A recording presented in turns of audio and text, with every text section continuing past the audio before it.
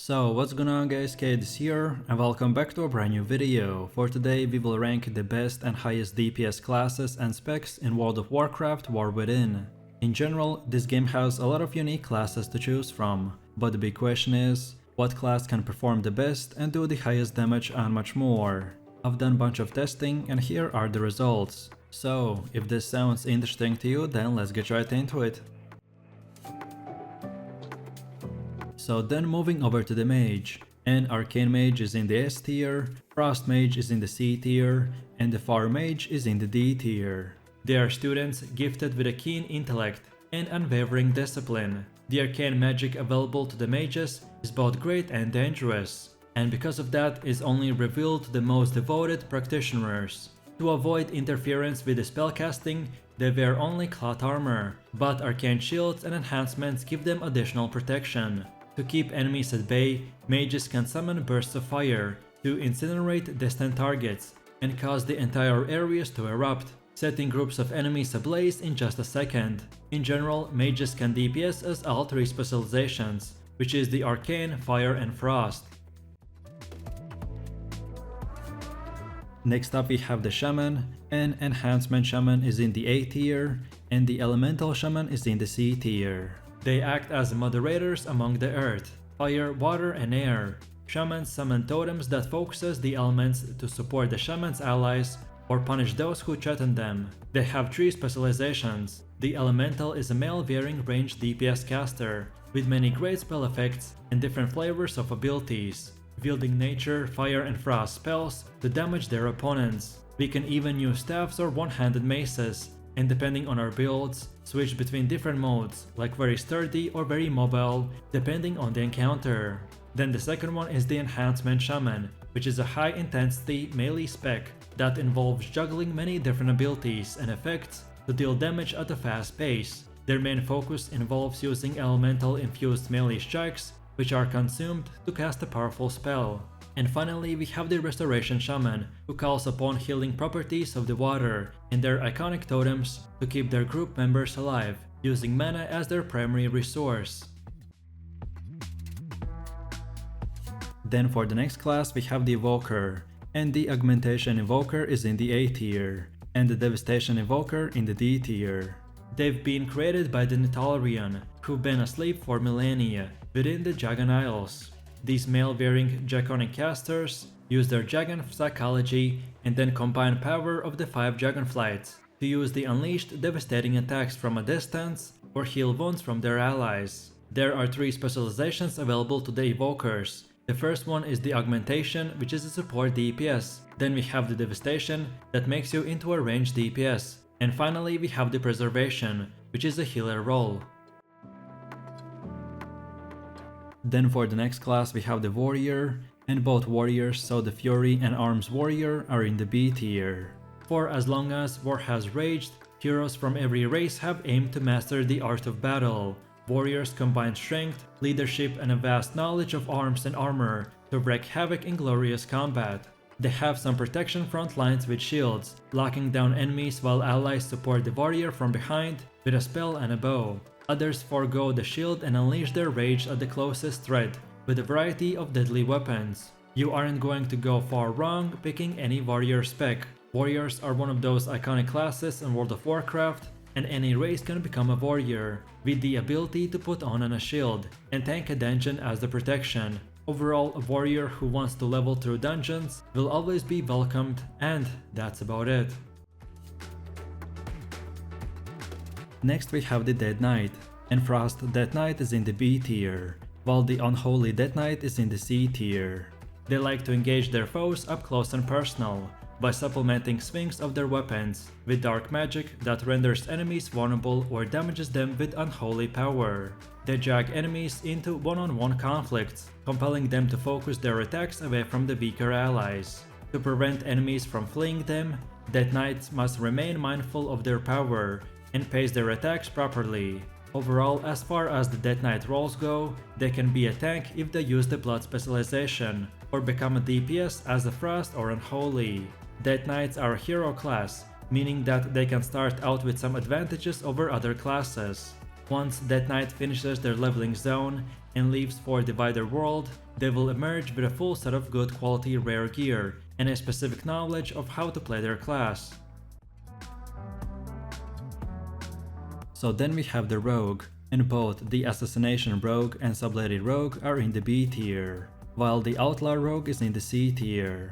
They like to cheat, and I say this as a player who's mained as Sublady Rogue since Burning Crusade. The ability to stealth past enemies, crowd control them out of stealth, and get straight to the meat of the quests means that you will progress more quickly than other players because you can bypass a lot of trash on the way.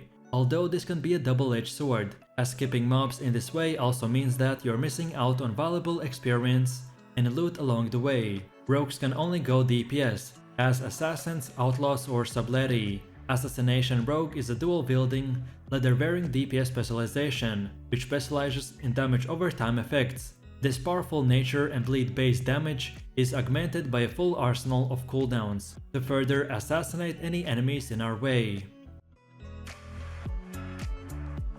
Next we have the Warlock, and Affliction Warlock is in the B tier, while the Destruction and Demonology Warlocks are in the C tier. They are a DPS caster class that focuses on enslaving demons and using dark magic energies to curse, dot and destroy their enemies. Despite some differences in playstyle, Warlock specs are all very strong leveling specs able to handle a variety of content, with some protection and extra damage afforded by their chosen demons. With improved access to self-healing and passive damage reductions in Shadowlands, Warlocks are stronger than ever in the solo leveling field. Warlocks are one of those classes that can often take on groups of quests solo, as well as take on tough single target mobs that will challenge the other classes. Warlocks can DPS as all three specializations, which are the Affliction, Demonology and Destruction. Then we have the Monk, which only good DPS build is the Windwalker setup, and he deserves to be in the B tier. When the Pandaren were subjected by the Mogu centuries ago, it was the monks that brought hope to a seemingly dim future. Restricted from using weapons by their slave masters, these Pandaren instead focuses on harnessing their chi and learning weaponless combat.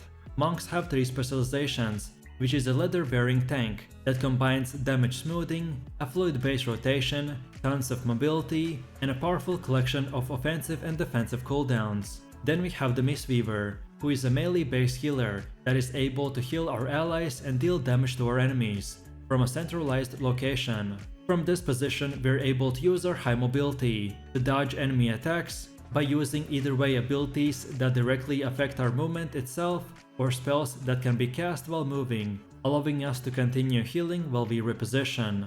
And finally, the Windwalker, who is a dual-wielding or two-handed using leather-wearing damage specialization with a mix of damage reduction, self-healing, high mobility, and enemy control.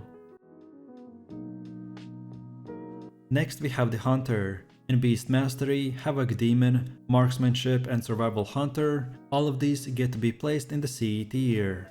From an early age, the Call of the Wild drives some adventurers from the comfort of their homes into the unforgiving primal world outside. Those who endure become hunters.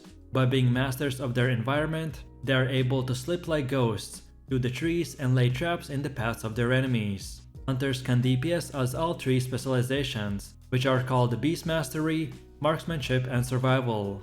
Hunters are one of the iconic classes of World of Warcraft, and among the most popular across the board. And there's a good reason for this. They're one of the best classes for farming, easily soloable across all kinds of content, and good in group play as well. There's very little a hunter cannot manage or escape when necessary.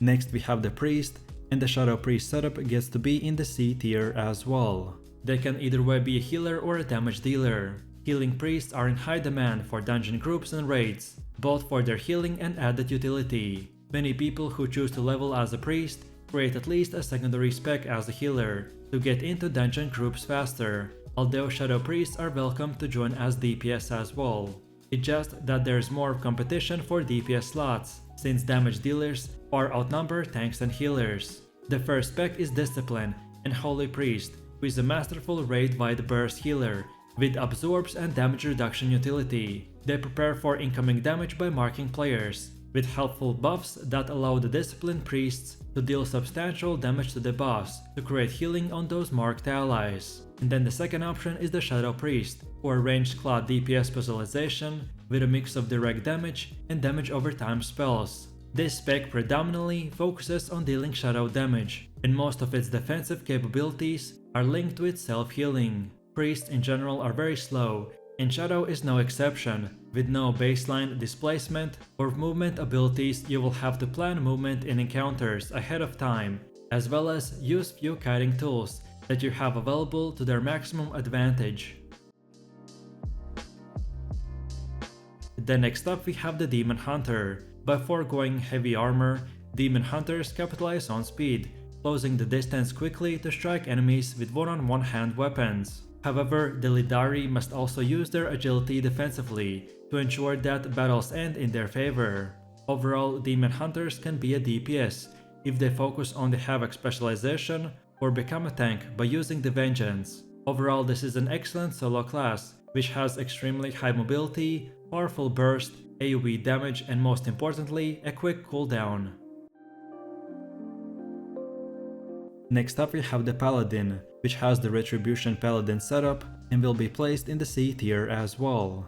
Paladins are very versatile since they are one of the classes that can fill all three major roles. They are incredibly sturdy, able to take on large groups without much worry about their own survivability. They aren't the fastest levelers, but they can take on solo content and be welcome in group play as well. They have three specializations. The first one is Holy Paladin, which is a one-handed weapon, shield and a plate-wearing healer with a wide range of damage reduction and defensives. They specialize in healing specific targets. Then the second one is Protection Paladin, which will give you access to Will the Light to support your allies and smite your foes. Protection Paladin is a spec that is good for players that enjoy a classic tank combined with the ability to self-heal considerable damage and support your allies. And finally, we have the Retribution Paladin, who are the Holy Crusaders, who use two-handed weapons that turn the power of the light into powerful damaging abilities, and bring justice and vengeance to their enemies.